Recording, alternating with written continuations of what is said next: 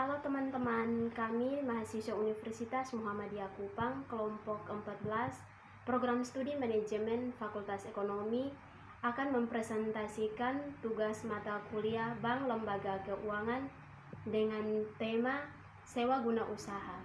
Namun sebelumnya, perkenalkan nama saya Aurelia Felixita Mako dan dua teman saya, Irene Osriana Bria dan Lucian Doang. Subpokok yang akan kami bahas yaitu yang pertama, pengertian sewa guna usaha atau leasing. Yang kedua, pihak-pihak yang terlibat dalam leasing. Yang ketiga, penggolongan perusahaan leasing. Yang keempat, proses dan mekanisme transaksi leasing. Dan yang kelima, kelebihan leasing sebagai sumber pembiayaan. Kita masuk yang pertama yaitu pengertian sewa guna usaha. Sewa guna usaha adalah kegiatan pembiayaan dalam bentuk penyediaan barang modal, baik secara guna usaha dengan hak opsi atau finansiasi, maupun secara guna usaha tanpa hak opsi atau operating leasing, untuk digunakan oleh leasing selama jangka waktu tertentu berdasarkan pembayaran secara berkala. Yang kedua, berikut siapa-siapa pihak yang terlibat dalam leasing. Yang pertama, lessor, yang kedua leasing, dan yang ketiga supplier. Lessor dalam hal ini pihak yang memiliki hak kepemilikan atas barang. Leasing dalam hal ini pihak pemakai barang yang bisa memiliki hak opsi pada akhir perjanjian. Dan yang terakhir, supplier adalah pihak penjual barang yang disewa guna usahakan. Itulah 4 pihak yang terdapat di dalam leasing. Yang berikut, penggolongan perusahaan leasing. Perusahaan leasing dalam menjalankan kegiatan usahanya dapat digolongkan ke dalam 3 kelompok, yaitu yang pertama, independent leasing company. Perusahaan leasing jenis ini mewakili sebagian besar dari industri leasing. Perusahaan tipe ini berdiri sendiri atau independen dari supplier yang mungkin dapat sekaligus sebagian pihak produsen barang dan dalam memenuhi kebutuhan barang modal nasabahnya leasing. Perusahaan dapat membelinya dari berbagai supplier atau produsen kemudian dileasing kepada pemakai. Lembaga keuangan yang terlibat dalam kegiatan usaha leasing, misalnya bank-bank, dapat pula disebut sebagai lessor independen. Banyak lembaga keuangan yang bertindak sebagai lessor tidak hanya memberikan pembiayaan leasing kepada leasing, tetapi juga memberikan perdana kepada perusahaan leasing. Di samping itu, lessor independen dapat pula memberikan pembayaran kepada supplier yang sering disebut dengan vendor atau program. Yang kedua, captive lessor. Captive lessor akan tercipta apabila supplier atau produsen mendirikan perusahaan leasing untuk membiayai produk-produknya.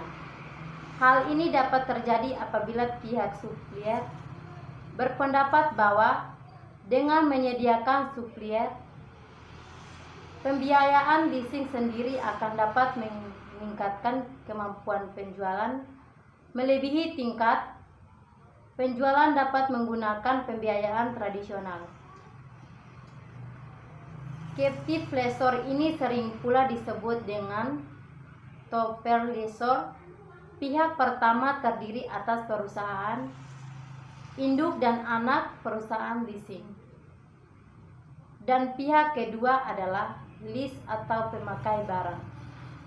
Yang ketiga, lease broker atau packer.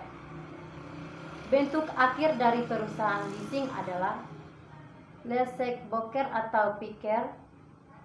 Broker leasing berfungsi mempertemukan calon lease dengan pihak lessor yang membutuhkan suatu barang modal dengan cara leasing. Broker leasing biasanya tidak memiliki barang atau peralatan untuk menangani transaksi leasing, untuk atas namanya.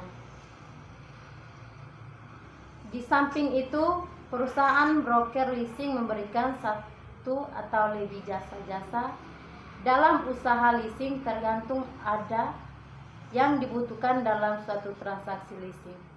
Selanjutnya, kelebihan leasing sebagai sumber pembiayaan. 1. Pembiayaan penuh. Hal ini akan membantu cash flow terutama bagi perusahaan atau leasing yang baru berdiri atau beroperasi dan perusahaan yang mulai berkembang. 2. Lebih fleksibel. Artinya pembayaran sewa baru dilakukan setelah barang modal yang di leasing tersebut telah mulai berproduktivitas yang telah dimiliki. 3. Offline charges. Tidak ada ketentuan keharusan mencantumkan transaksi leasing dalam neraca memberi daya tersendiri kepada leasing tersebut. 3. Arus dana. 4. Proteksi inflasi. 5. Pelindungan akibat kemajuan teknologi. 7. Sumber pelunasan kewajiban. 8. Arus dana. Arus dana keluasan pengaturan pembayaran sewa sangatlah penting dalam perencanaan arus dana karena pengaturan ini akan mempunyai dampak yang berarti terhadap pendapatan leasing. 7. Proteksi inflasi.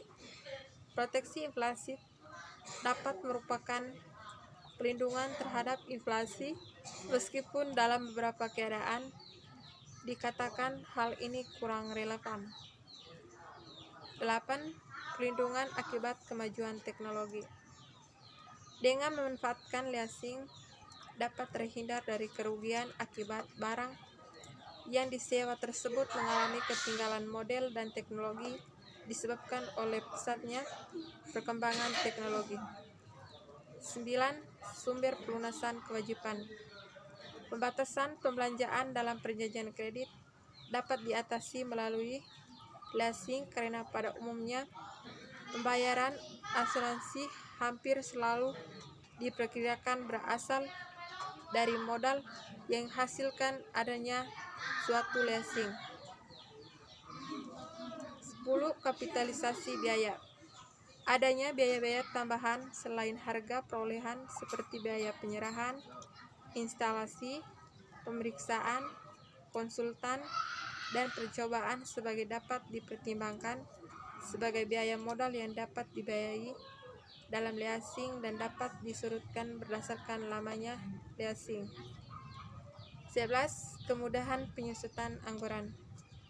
Adanya pembayaran sewa secara berkala yang jumlahnya relatif akan merupakan kemudahan dan penyusunan agar tahunan leasing. 12. Pembiayaan proyek skala besar. 13. Meningkatkan debit capati. Sekian dan terima kasih.